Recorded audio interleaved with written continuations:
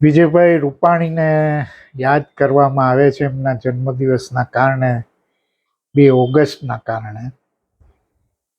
વિજયભાઈએ 5 વર્ષ મુખ્યમંત્રી પદ પર રહી અને કેટલાક લેન્ડમાર્ક કેવા એવા કામ પણ કર્યા છે, પોલિસીમાં ફેરફાર પણ કર્યા છે. એમની સાથે કેટલાક વિવાદો પણ જોડાયેલા છે. પણ આજે વિજયભાઈને જરા જુદી રીતે યાદ કરવા છે કે વિજયભાઈ ગયા પછી રાજકોટનું મહત્વ રાજકીય દ્રષ્ટિએ કેમ સાવ તળિયે પહોંચી ગયું, આ વિશે આજે વાત કરવી છે ને. આ તળિયે ગયેલું વજન રાજકોટનું રાજકીય રીતે, એના કારણો શું છે, એની અંદર તપાસ કરવી છે, થોડી એની વાત કરવી છે. ને કાર્યક્રમ ગમતો હોય તો લાઈક કરજો, સબસ્ક્રાઈબ કરજો, ફોલો કરજો, પણ છેક સુધી સાંભળજો. કેટલીક ભાજપની આંતરિક અને ઇન્ટરેસ્ટિંગ વાત આજે કરવી છે. તમે જુઓ કે રાજકોટ એક સમયે એપી સેન્ટર હતું રાજકીય રીતે, ભાજપનું જ નહીં પણ રાજકીય રીતે પણ.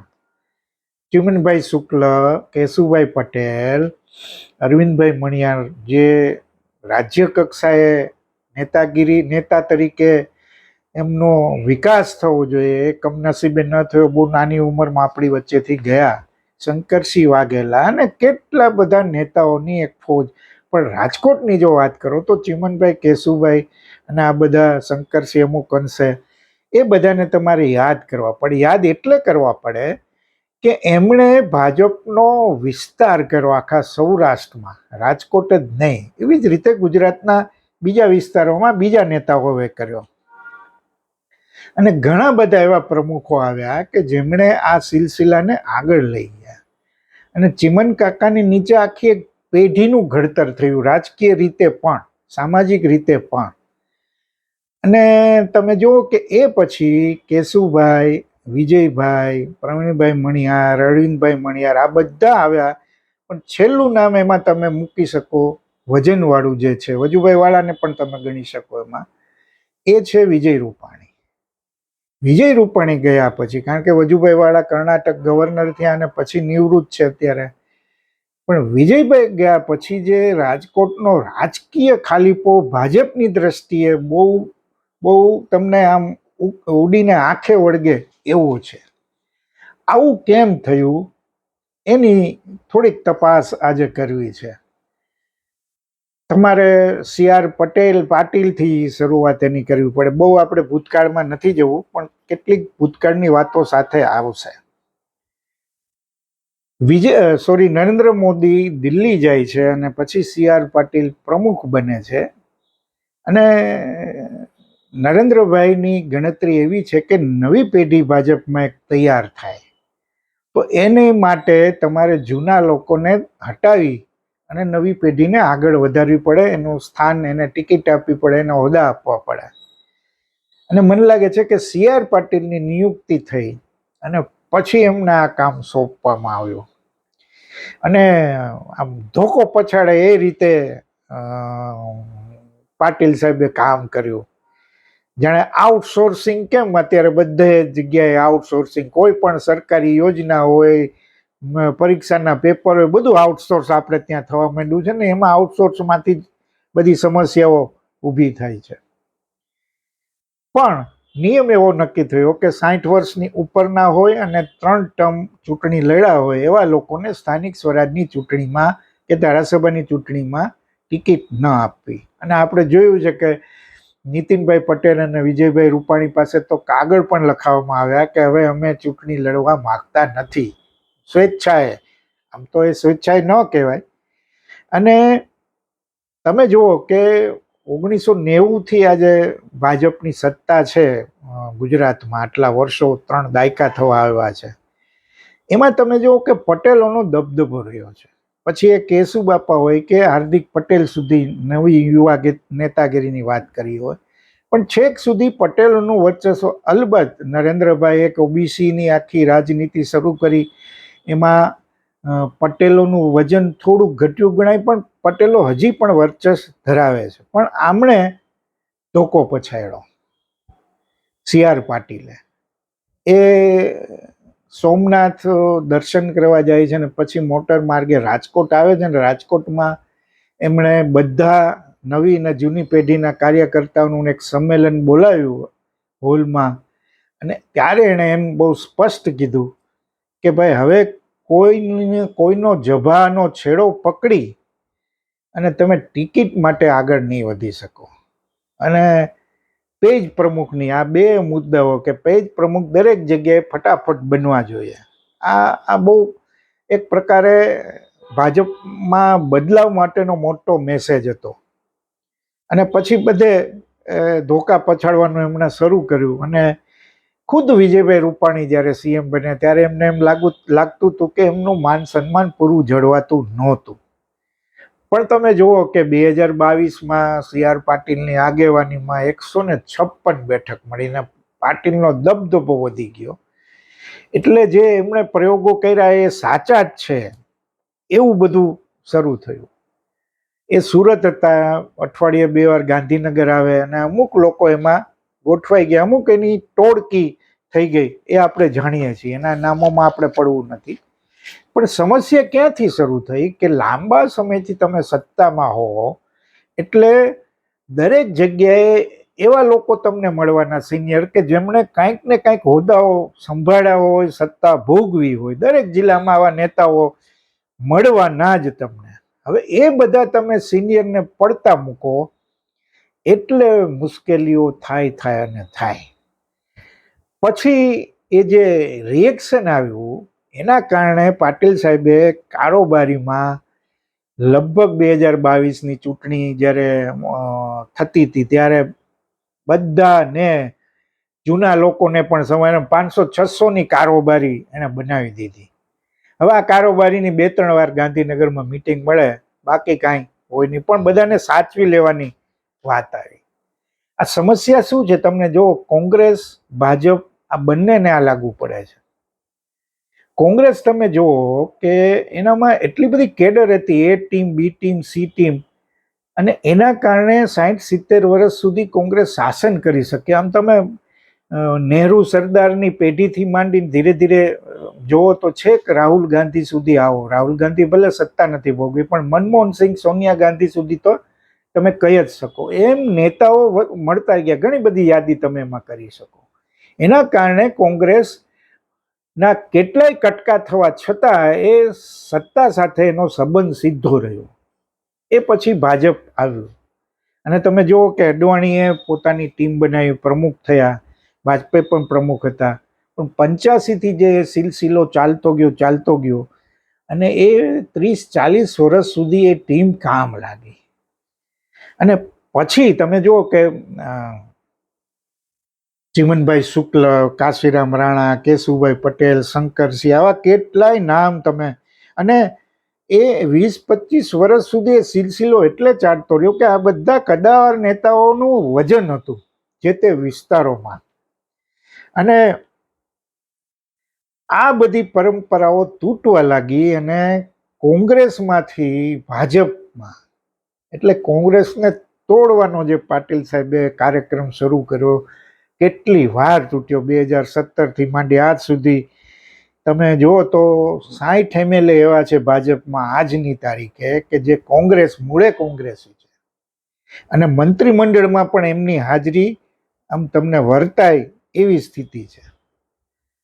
પણ આ બધા માહોલના કારણે થયું કેવું કે કેટલાક કોંગ્રેસમાંથી ભાજપમાં આવેલા હોય ને એ લોકો કોંગ્રેસમાં છે, ભાજપમાં છે, કાંઈ તમે સમજ જ ન પડે. જવાહર ચાવડાનો કેસ લ્યો, એ કોંગ્રેસમાંથી ભાજપમાં આવ્યા અને પછી એમને નિરાશા મળી, એમને એમ થયું એમને અન્યાય થયો છે અને આજે શું સ્થિતિ છે. આવા કેટલાય નામો. જવાહર ચાવડા પોતાની રીતે બહુ મજબૂત નેતા છે, એમાં કોઈ ના જ નથી, પણ એ ભાજપ સાથે પણ એટલા બધા જોડાયેલા નથી ને કોંગ્રેસમાં પણ જોડાયેલા એટલા બધા નથી. પણ તમે જુઓ કે એ કોઈને હરાવી શકે છે. હવે આ બધી વસ્તુઓ થવા માંડી. એવા તમને આવા ઘણા બધા હું તમને દાખલા દઉં. એટલે એક ભાજપના બહુ વરિષ્ઠ કાર્યકર્તાએ એમ કીધું કે આવા કેટલાક લોકો હતા ને સર્વ ક્ષેત્રીય અને સર્વપક્ષીય બની ગયા. એનું લાંબી બહુ યાદી એ તમારે લખવી પડે ને. આ બધું થતા વિજયભાઈના જવાથી જે ખાલીપો પડ્યો સાહેબ, એનું રાજકોટને નુકસાન. કારણ કે વિજયભાઈના કાર્યકાળમાં ઘણા બધા એવા કામ થયા કે રાજકોટ સૌરાષ્ટ્ર માટે બહુ સિગ્નિફિકન્ટ માઇલસ્ટોન, એની યાદીમાં મારે નથી પડવું. પણ આજે તમે જુઓ કે 4 ધારાસભ્યો ભાજપના રાજકોટની 4 બેઠકના, એમાંથી કોઈનું વજન કેબિનેટમાં પણ નથી અને પક્ષીય રીતે પણ બહુ નથી. એટલે આવું કદાચ ભાજપના ઇતિહાસમાં પહેલી વાર બન્યું છે. અને તમે જુઓ કે શું કામે આવું થતું જાય છે. CR પાટીલ તો હવે નથી પ્રમુખ, જગદીશ વિશ્વકર્મા છે, પણ હજી એ પોતાનો ચોકો જમાવી શક્યા નથી. ભૂપેન્દ્ર પટેલની તમને ખબર છે કે એટલા બધા એપ્રોચેબલ ને એટલા બધા સરળ માણસ છે કે એ રાજકીય રીતે કાવા દાવા કરી શકે એવું બહુ એમાં દેખાતું નથી આપણને. હર્ષ સંઘવી બધું ચલાવે છે, આપણે બધું જાણીએ છીએ. પણ તમે જુઓ કે ચિમનભાઈ શુક્લના જે પેઢી હતી ને એ વખતની, એ કાર્યકર્તાને તૈયાર જ કરતી એટલું જ નહીં, પણ એ સારા નરસા બનાવવામાં સાચવી પણ લેતા. એ જે આખો એમનો એપ્રોચ હતો ને, એ અદ્ભુત હતો. એ આજે ખૂટે છે સાહેબ. તમને એવા ઘણા દાખલા છે કે ભાજપના કાર્યકર્તાઓ ના હાથે કોઈ મર્ડર થયું હોય અથવા તો એમનો કોઈ સંબંધ થયો હોય, એવો કેસ પણ થયો હોય, અને પછી એ બધું કેસમાંથી એને બહાર લાવવા માટે ચિમનભાઈ અને બીજા નેતાઓ જે પ્રયત્નો કરતા ને, જે ફાયર ફાઇટિંગનું, ડેમેજ કંટ્રોલનું કામ કરતા, એ અદ્ભુત હતું. રાજકોટમાં સિવિલ હોસ્પિટલ હોય, પોલીસ સ્ટેશન હોય કે કોર્ટ હોય, આ દરેક જગ્યાએ ભાજપનો એક પ્રકારે હોલ્ટ હતો. શું કામ હોલ્ટ હતો? તમે કહો, ઉર્મિલાબેન પટેલ, ચિમનભાઈના પત્ની, એમની કોલેજનો એક પ્રવાસ અને એનો એક્સિડન્ટ થયો ને કેટલાક વિદ્યાર્થીઓ અહીં સિવિલમાં દાખલ થયા રાજકોટમાં, અને એની સેવા ભાજપના કાર્યકર્તાઓ કરે સાહેબ. અને જનકભાઈ કોટક તો એમ જ કહેવાતું એમને. આપણે જનકભાઈની વિદાય પછી જે વિડીયો બનાવ્યો એમાં પણ આ ઉલ્લેખ કરેલો કે એ તમને ક્યાંય ન મળે તો સિવિલ હોસ્પિટલે મળે. આ રીતે દરેક જગ્યાએ હોસ્પિટલમાં હોય તો એ જ્યાં જરૂર પડે ત્યાં, પોલીસ સ્ટેશનમાં નાના મોટા મામલા હોય તો એ ટીમ પહોંચી જાય, કોર્ટમાં પણ વકીલોની ટીમ હોય. અને આખા સૌરાષ્ટ્રમાં એક એવી છાપ ઊભી થઈ હતી કે તમારો કોઈ પ્રશ્ન હોય લોધાવળ ચોકમાં, એટલે કે ભાજપની ઓફિસ, ચિમન કાકાની ઓફિસ, તો તમે ત્યાં પહોંચી જાઓ, તમારું કામ થઈ જશે. એટલે કાર્યકર્તાનું ઘડતર તો કર્યું, એમને પ્રશિક્ષણ તો આપ્યું જ, સાથે સાથે આ કામ પણ કર્યું કે અમે તમારી સાથે છીએ, જરાય ચિંતા ન કરતા, કોઈ વાર ભૂલ થઈ પણ જાય. હવે આ જે છે ને, એ બહુ મોટું લેકિંગ છે. કેટલાય કાર્યકર્તાઓ આર્થિક સ્થિતિ નબળી હોય, કોઈ ગંભીર બીમારી આવી હોય તો એમને આર્થિક મદદ કઈ રીતે કરવી, એવી પણ પક્ષીય વ્યવસ્થાઓ હતી. આજે પણ કેટલાક અંશે છે. અને એમાં CR પાટીલની પણ તમારે એનું નામ પણ તમે લઈ શકો. આ જે વસ્તુ છે ને સાહેબ, આ ભાજપ ક્યાં જીતી જાય છે. અને બીજું, કેટલીક વાર એવું બનતું હોય છે કે ચૂંટણી નજીક હોય ને એટલે કેટલાક લોકોને પૂછવામાં આવે કે તમારા પરિવારમાંથી ચિમન કાકા હોય, બીજા વરિષ્ઠ કાર્યકર્તા હોય, પૂછે. અને જ્યારે તમે સામેથી પૂછો ને સાહેબ, એટલે ઓલા માણસના એમ થઈ જાય, ગલગલિયા થઈ જાય કે ઓહો, પક્ષે મને પૂછ્યું, ચિમન કાકાએ મને પૂછ્યું, આ નેતાએ મને પૂછ્યું. પછી એમ કે ના ના કાકા, તમે પૂછ્યું એટલું ઘણું છે. આ રીતે કામ ચાલતું સાહેબ. હવે એ નથી ચાલતું. બહુ ઓછા કિસ્સાઓ એવા તમને જોવા મળશે. આ બધું લેકિંગના કારણે, અને જે મોટા નામો હતા એ હવે નથી. અત્યારે તમે જુઓ, તમે વર્તમાન ટીમ કોઈ પણ જિલ્લાની લઈ લો, આ મુશ્કેલી છે. અને દરેક હવે છે ને પોતાનો મારે શું, મારું શું, આ જે ભાવ પ્રબળ બનતો જાય છે ને, એ આખા ભાજપમાં તમને ક્યાંક ને ક્યાંક જોવા મળે છે. એટલે સ્વકેન્દ્રી આખી વસ્તુ, રાજકારણ સ્વકેન્દ્રી થતું જાય છે. એની આ મુશ્કેલીઓ ઊભી થઈ છે અને એના કારણે આ બધી તકલીફો થઈ છે. અને આ તકલીફ હજી વધવાની છે. હું તો એવું માનું છું કે જે ભાજપમાંથી કોંગ્રેસમાં આવેલા છે એ ભાજપના લોકોને રૂચતા નથી, એવી તો સમસ્યા ઘણા સમયથી છે. અને મંત્રીમંડળમાં પણ એવા લોકો આવે છે. આ બધું ભેગું થયું છે. પણ વાત જ્યારે વિજય રૂપાણીની છે તો એમનો ખાલીપો રાજકોટને લાગે છે, વર્તાય છે. અને તમે જુઓ કોંગ્રેસમાં પણ એવા નેતા પહેલા હતા, મનોહરસિંહ સુધી તમે એનો ઉલ્લેખ કરી શકો, પણ પછી ત્યાં પણ મનસુખભાઈ જોશી આવા કોઈ નેતા જે વજનવાળા નેતા કહેવાય એવા કોઈ રહ્યા નથી. અને ઇન્દ્રનીલ રાજગુરુ છેલ્લે આમ પ્રબળ દાવેદારો કહેવાતા જે ચૂંટણીમાં, એમણે પણ નિષ્ક્રિયતા લઈ લીધી છે.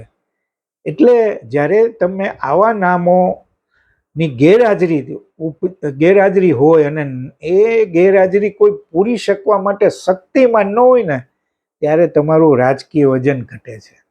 અને એની તકલીફ છે ને એ આખા શહેરને એની સમસ્યા એ મુશ્કેલી સહન કરવી પડતી હોય છે. આટલો ફરક છે. વિજયભાઈને એટલે આજે યાદ કર્યા કે એમના સુધી રાજકોટનું વજન રહ્યું હતું, કેશુભાઈ પટેલ વખતે રહ્યું હતું, પ્રવીણભાઈ મણિયાર, ચિમનભાઈ શુક્લ, અરવિંદભાઈ મણિયાર, આવા 25 નેતાઓના તમે નામ હું લઈ શકું. પણ હવે એવા વજનવાળા નેતા રહ્યા નથી. તમે જુઓ કે રામભાઈ મોકરિયાની ટર્મ પૂરી થઈ ગઈ. રૂપાલા જ્યારે લડ્યા ત્યારે એમની સામે ક્ષત્રિય આંદોલન થયું, એના કારણે એમને ક્યાંય મંત્રીમંડળમાં લેવામાં ન આવ્યા. આ બધી સમસ્યાઓના કારણે રાજકોટનું રાજકીય વજન ઘટી ગયું છે. આ રાજકીય વજન ક્યારે વધશે કહેવું બહુ મુશ્કેલ છે. કારણ કે કેશુભાઈ પટેલ નથી, અરવિંદ મણિયાર નથી, પ્રવીણભાઈ મણિયાર નથી, વજુભાઈ વાળા હવે રાજકીય રીતે શક્ય નથી, અને વિજયભાઈ રૂપાણી પણ નથી. તમારું શું માનવું છે? અભિપ્રાય આપજો. આભાર.